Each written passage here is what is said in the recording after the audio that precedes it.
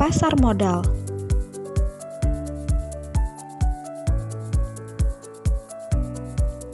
Apa itu pasar modal? Pasar modal adalah pasar yang beroperasi secara terorganisir, di mana terdapat aktivitas perdagangan surat-surat berharga seperti saham, ekuitas, surat pengakuan hutang, obligasi, dan surat berharga yang diterbitkan pemerintah maupun perusahaan swasta dengan memanfaatkan jasa perantara, komisioner, dan underwriter. Pelaku pasar modal. Para pemain utama yang terlibat di pasar modal dan lembaga penunjang. Pertama, emiten. Kedua, investor. Ketiga, penjamin emisi atau underwriter.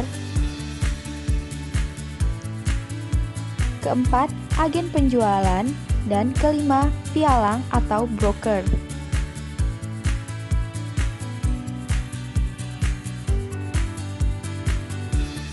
Jenis-jenis pasar modal. Pertama, pasar perdana. Pasar perdana yaitu penjualan perdana efek atau penjualan efek oleh perusahaan yang menerbitkan efek sebelum efek tersebut dijual melalui bursa efek. Kedua, pasar sekunder. Pasar sekunder adalah penjualan efek setelah penjualan pada pasar perdana berakhir. Pada pasar ini, harga efek ditentukan berdasarkan kurs efek tersebut. Ketiga, bursa paralel. Bursa paralel adalah perlengkapan dari bursa efek yang ada. Bagi perusahaan penerbit efek, dapat menjual efeknya melalui bursa. Selanjutnya, saya akan menjelaskan fungsi pasar modal. Menurut situs resmi Otoritas Jasa Keuangan, pasar modal menjalankan dua fungsi, yaitu fungsi ekonomi, berarti pasar modal mempertemukan pihak yang kekurangan dana dengan pihak yang kelebihan dana. Pihak-pihak yang kekurangan dana bisa jadi perusahaan, pemerintah, atau pihak lainnya. Dalam fungsi ini, investor atau pemberi dana meminjamkan sebagian dananya untuk pendanaan usaha pihak yang kekurangan dana. Kedua, fungsi keuangan. Fungsi pasar modal yang kedua adalah fungsi keuangan. Hal ini mendefinisikannya sebagai sarana investasi masyarakat pada instrumen-instrumen keuangan seperti saham, obligasi, dan reksadana.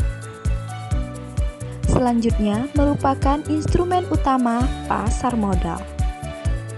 Pertama, saham adalah surat tanda bukti kepemilikan suatu perseroan terbatas sebagai suatu investasi modal yang akan memberikan hak atas dividen perusahaan yang bersangkutan.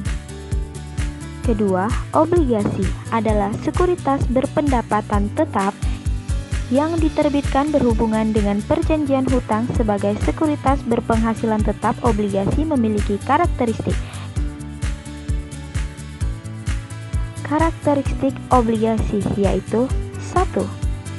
Surat berharga yang memiliki kekuatan hukum. 2. Memiliki jangka waktu tertentu atau jatuh tempo. Ketiga, memberikan pendapatan tetap secara periodik. Keempat, mempunyai nilai nominal.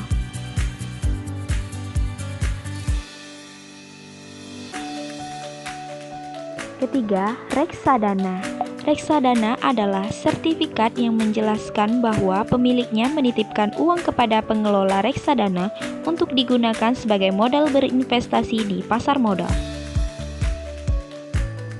Reksadana tersebut dapat berbentuk perseroan atau kontrak investasi kolektif. Reksadana yang berbentuk perseroan adalah emiten yang kegiatan usahanya menghimpun dana dengan menjual saham. Dan selanjutnya, dana dari hasil penjualan saham tersebut diinvestasikan kepada berbagai jenis efek yang diperdagangkan di pasar modal dan pasar uang.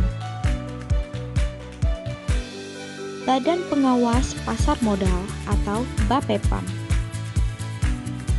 Berdasarkan keputusan Presiden nomor 52 tahun 1976 tentang pasar modal, BAPEPAM merupakan badan pelaksana pasar modal, yakni pihak yang melakukan pengelolaan, pengatur, penilaian, dan pengawasan di bursa efek.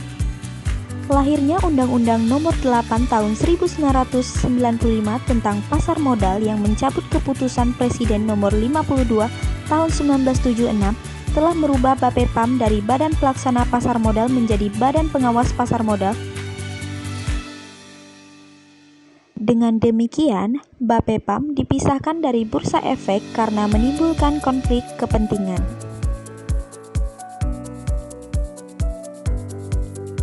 Secara umum, Undang-Undang Nomor 8 Tahun 1995 mengatur kewenangan dan tugas dari BAPEPAM sebagai 1.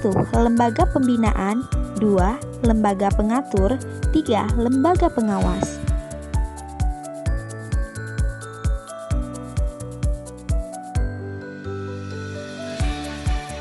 Selanjutnya, bursa efek. Bursa efek adalah pihak yang menyelenggarakan dan menyediakan sistem atau sarana untuk mempertemukan penawaran jual dan beli efek pihak-pihak lain dengan tujuan memperdagangkan efek di antara mereka. Adapun fungsi dari bursa efek adalah sebagai berikut. 1. Menyediakan sarana perdagangan. 2. Membuat aturan di bursa. 3. Menyediakan informasi pasar. Dan keempat, memberikan pelayanan kepada anggota bursa, emiten, dan publik.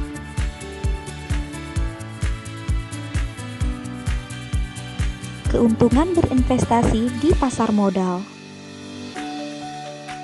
Pertama, cara pencairan yang mudah. Jika kita butuh uang cepat, kita tinggal menjual efek yang dimiliki. Kedua, pembelian efek bisa dilakukan dengan dana terbatas.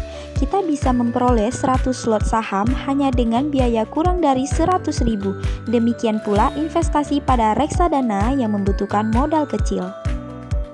Ketiga, kepemilikan efek di pasar modal memberi tingkat keuntungan cukup besar. Sebagai contoh, kepemilikan saham tidak hanya membuat kita bisa mendapatkan capital gain, tetapi juga kesempatan untuk memperoleh dividen.